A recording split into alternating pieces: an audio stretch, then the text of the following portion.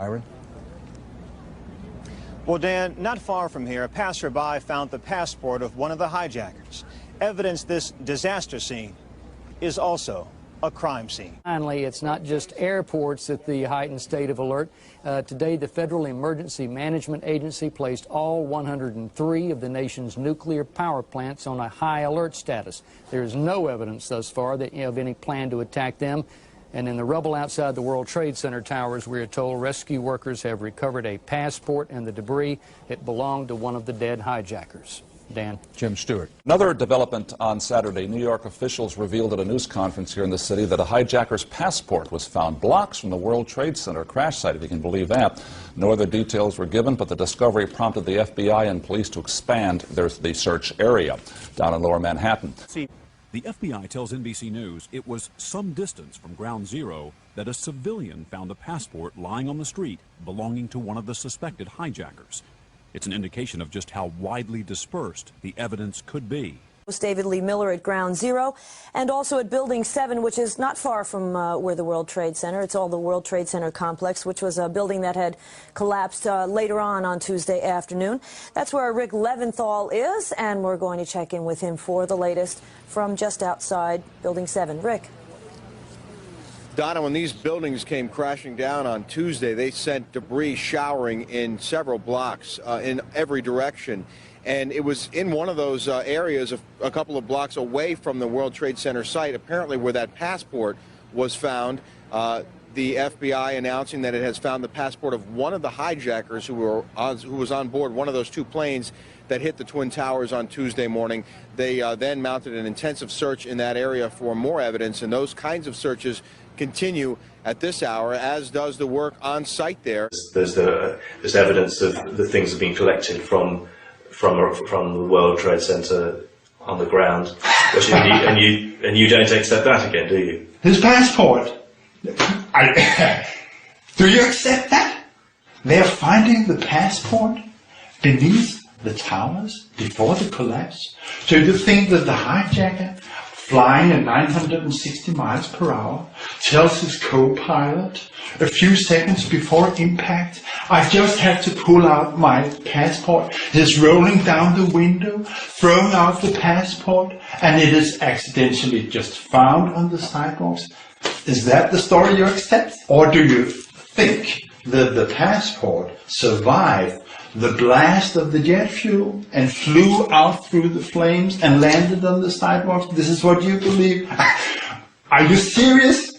Yes. You are? Okay. Yeah, we want to take our viewers live to Shanksville, Pennsylvania. Our Brian Cabell is standing by. This, of course, is the site where United Airlines Flight 93 crashed on its way from Newark to San Francisco, crashed on Tuesday. And I understand in this investigation there's some breaking news. Brian, what can you tell us? Well, Darren, in the last hour or so, the FBI and the state police here have confirmed that they have cordoned off a second area about 6 to 8 miles away from the crater here where this plane went down. This is apparently another debris site, which raises a number of questions. Why would debris from the plane, and they identified it specifically as being from this plane, why would debris be located 6 miles away? Could it have blown that far away? Seems highly unlikely. Almost all the debris found at this site is within 100 yards, 200 yards away, so it raises some questions. We don't want to over-speculate, of course, but there were some cell phone callers, one cell phone caller in particular, who said he saw a bomb or something that looked like a bomb with one of the hijackers. Also, the man who took over the plane apparently announced that at one point there was a bomb on board the plane. So again, we don't want to speculate, we don't want to jump to conclusions, but what we do know is that there is a site about a half mile behind me where the plane went down, where most of the debris is, and then about 6 miles away up by a lake, there is another area that's been cordoned off, and state police and the FBI have said definitely there is debris from the plane located there. We have a crew on the way right now. We should have pictures of that a little bit later on. In the meantime, the search here goes on. 80 searchers going foot by foot, combing the area, looking for evidence. They have not yet found the black box. Darren? Which was my first question, so I'll move on to my next one, Brian. We don't want to speculate about this large debris field, but it seems to me from covering a number of plane crashes on the scene that, if nothing else, you can say this is not typical for a plane crash to be spread across an area this large. It certainly doesn't make sense because most of the debris has been found in a very compact area within 100 yards, 200 yards, maybe a little beyond that.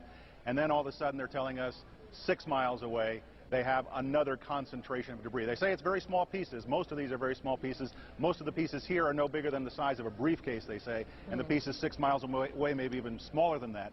They've talked to a number of individuals here. They say they have talked to people who saw this plane during the final moments. They haven't confirmed whether they talked to anybody who saw this plane actually land, or crash rather. And as to whether it broke up on the way, we don't know that. FBI is being very tight-lipped about that. But again, it leads to that possibility. It certainly leads to a number of questions. You mentioned they have yet to find the black box. It would seem to me, when you compare the 4 plane crashes of Tuesday, this would be the site where they would be most likely to find a black box. That's what they told us initially, and I think they're somewhat disappointed they haven't found it. It's been 48 hours, but they are still hopeful they will find it. There is a pond nearby this particular site. They may have to send divers into the pond. They haven't done that yet, but conceivably it could be in the pond. It could be anywhere. It could be at this other debris site. They've also found some other debris scattered around this area. They say, in fact, some individuals have been collecting it. Again, we're talking about very, very tiny parts. The biggest part they found at this site is an engine part, and most of the other pieces are probably no bigger than this particular notebook. So again, very small pieces. They had hoped to find the black box by now. They're still voicing optimism they will find it. It's not an assignment I would wish on anybody, but I would say that you would have to have an assignment like that to appreciate what that looks like when a plane comes crashing into the ground and basically just drops out of the sky.